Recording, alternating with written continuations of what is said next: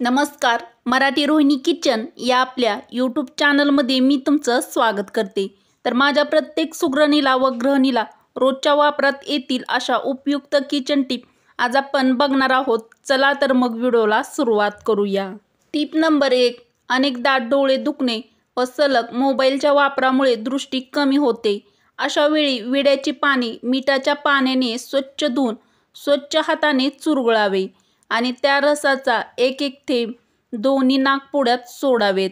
रोज हा प्रयोग केल्यास दृष्टी चांगली राहते, तसेच चष्मा देखील लागत नाही. त्याचप्रमाणे मोतीबिंदू इत्यादी नेत्ररोग देखील होत नाहीत. तर तुमच्या पण डोळ्यांचं आरोग्य व्यवस्थित राहण्यासाठी तुम्ही ही टिप किंवा ट्रिक्स फॉलो करू शकता. Tip number 2. डेंग्यूमध्ये सर्वात धोकादायक म्हणजे रुग्णाचे प्लेटलेट्स काउंट कमी होतात, त्यामुळे ते वाढवणे अत्यंत आवश्यक आहे. पपईचे पाने प्लेटलेट्सची संख्या वाढवतात. पपईच्या पानांचा रस रोगप्रतिकार शक्ती देखील वाढवते. अत्यंत महत्त्वाची टिप नक्की शेअर करा. Tip number 3. बटाटे वडे करत असताना पिठात 2 चमचे मैदा मिसळा, यामुळे वड्याचं आवरण एकसंध होईल. Tip number 3. दात दुखत असल्यास लवंग तेलात कापसाचा बोळा भिजवून तो गोळा दुखणाऱ्या दाताखाली किंवा दाढेखाली धरावा. यामुळे दातदुखी किंवा दाढदुखी थांबते. तर तुम्हाला पण दातदुखीची समस्या असेल तर ट्राय करा. Tip number 4.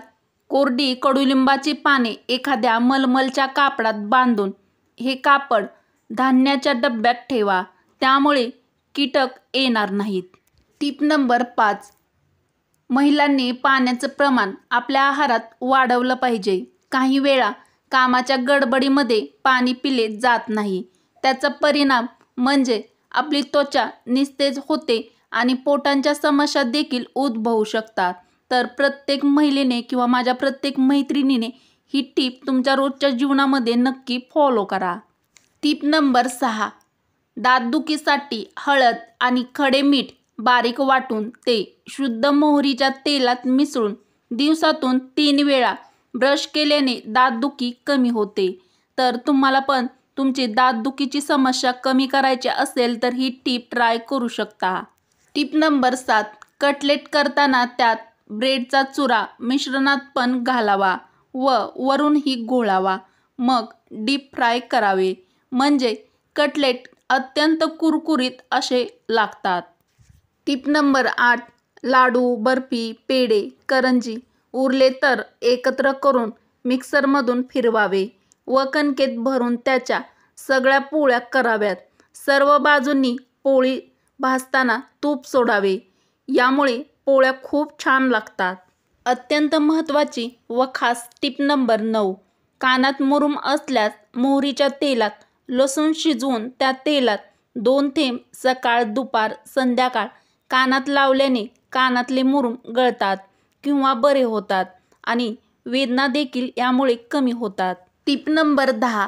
पालेभाजी पातळ करायची असेल तर भाजी नेहमीप्रमाणे फोडणी करून तयार करावी व नंतर एका लहान वाटीत 1 टेबलस्पून हरभरा डाळीचे पीठ थोड्याशा पाण्यात कालवून भाजीला उकळी फुटली की त्यामध्ये टाकावे. यामुळे कोणतीही पालेभाजी म्हणजेच आपण जी गरगट्टा भाजी बनवतो ती भाजी खूप छान दाटसर अशी होते. साधी सोपी पण अत्यंत महत्त्वाची टिप नंबर 11. कडू बदाम कधीही खाऊ नका, यामुळे डोळ्यांच्या आजाराचा धोका वाढतो. अत्यंत महत्त्वाची पावसाळा स्पेशल कामी येईल अशी टिप नंबर 12. कफ वाढल्यास किंवा दम लागत असल्यास कांदा किसून त्याचा रस काढावा. हा रस कापडातून गाळून घ्यावा आणि 1 मोठा चमचा भरून प्यावा. त्यानंतर 30 मिनिटांनी गरम पाणी प्यावे. यामुळे 10 मिनिटात सर्व कफ लगेचच निघून जातो, तसेच श्वासही मोकळा होतो आणि आपल्या शरीरामध्ये ऑक्सिजनचा पुरवठा देखील वाढतो, त्यामुळे दम लागत नाही. तर अत्यंत महत्त्वाची ही टिप आवडली असेल तर एक लाईक नक्की करा व तुमच्या मित्रपरिवारासोबत नक्की शेअर करा. अत्यंत महत्त्वाची टिप नंबर 13. स्तनांचा कॅन्सरपासून बचाव करण्यासाठी प्रत्येक महिलेने स्तनाच्या कर्करोगाची तपासणी दर 2 वर्षांनी केली पाहिजे. यामुळे कॅन्सर जर पहिल्या स्टेजला असेल तर लगेच त्याचं निदान करता येईल. तर अत्यंत महत्त्वाची ही टीप प्रत्येक मैत्रिणीपर्यंत नक्की शेअर करा. अत्यंत खास टीप नंबर 14. महिन्यातून एकदा प्रत्येक महिलेने, नोकरदार असो किंवा गृहिणी असो, रोजच्या कामातून किंवा जबाबदारीतून एक दिवस स्वतःसाठी वेळ द्या.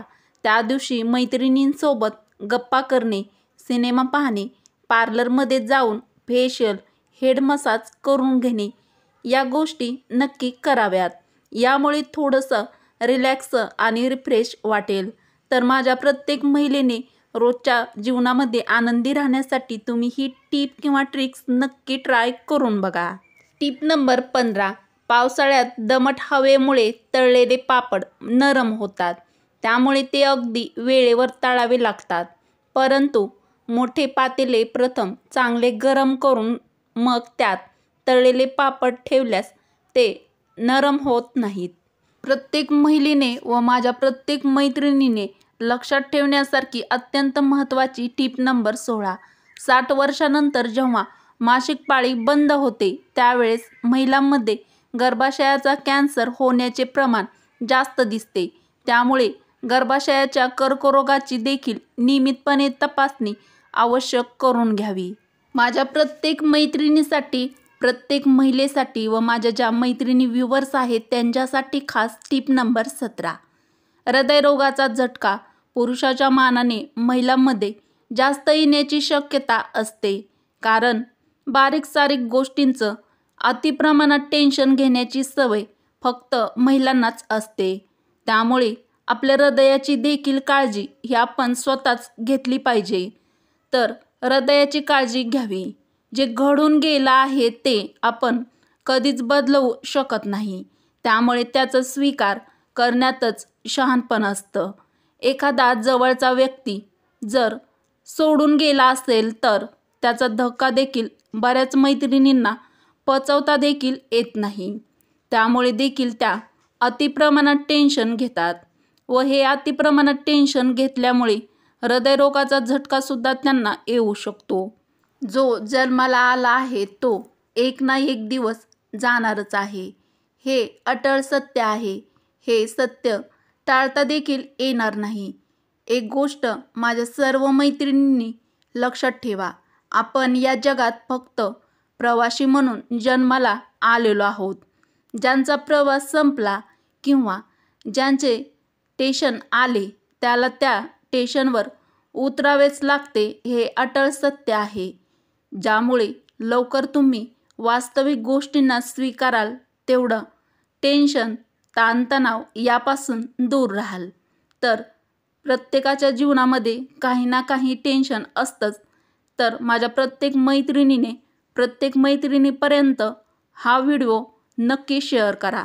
वरील उपयुक्त व खास टिप जर तुम्हाला आवडल्या असतील तर मराठी रोहिणी किचन या आपल्या मराठमोळ्या चॅनलला सबस्क्राईब करा, लाईक करा व असेच नवनवीन व छान छान व्हिडिओ तुमच्या मित्रमैत्रिणीला नक्की शेअर करा. चला तर मग भेटू अशाच पुढच्या एखाद्या छानशा व्हिडिओमध्ये. व्हिडिओ पूर्ण बघितल्याबद्दल धन्यवाद.